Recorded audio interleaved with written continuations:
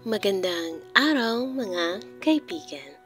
Ako si Tia Ann at welcome sa isang bagong episode ng Dear Jaji, kung saan ibahagi ka natin ng mga lihim na kwento ng pag-ibig, saya at sakit ng puso. Sa episode natin ngayon, isang kwentong pagmamahal sa loob ng ospital. Ang ibabahagi ko sa iyo sa isang doktor at isang nurse.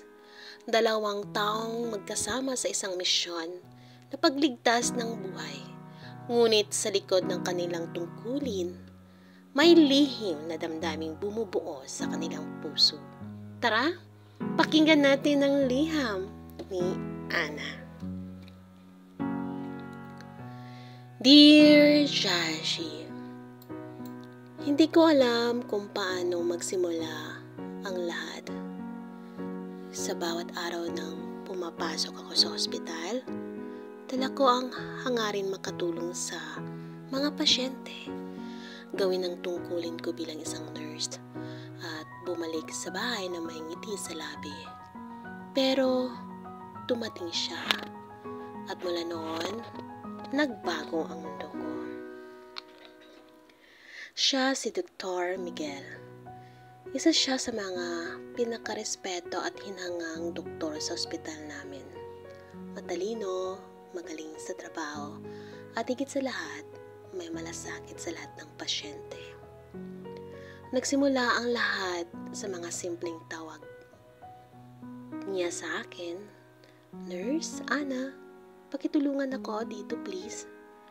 Sa bawat pagkakataong magkasama kami sa ER o sa ward, hindi ko maiwasang humanga sa kanya.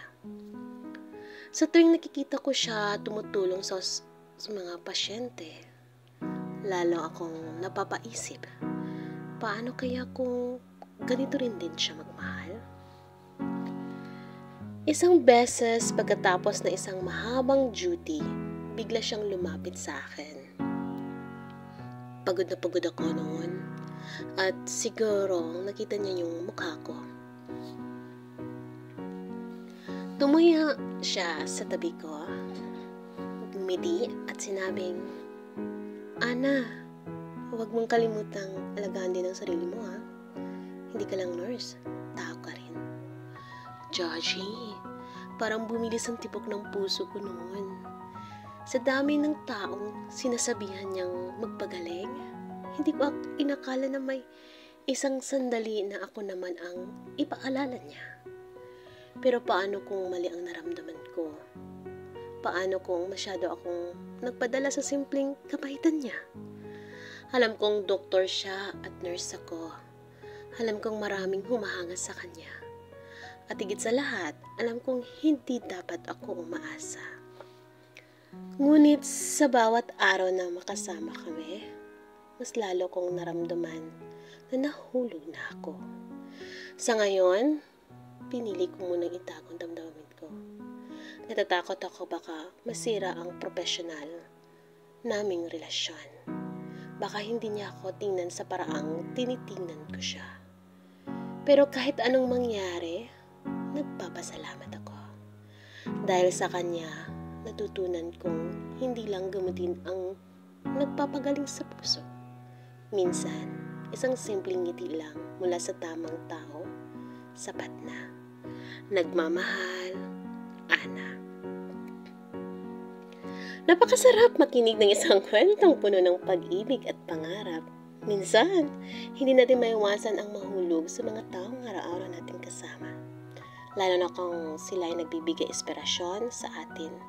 Pero ang tanong, dapat bang ipaglaban natin ang ganitong klaseng pag-ibig? Kayo mga kaibigan, may ganito rin ba kayong kwento? May isang taong or gusto niyong ipaglaban pero hindi niyo alam kung anong tama? Ipadala niyo na lang dito sa Dear Jaji. Ako si Tita Ann at ito ang Dear Jaji. Hanggang susunod nating episode, ingat at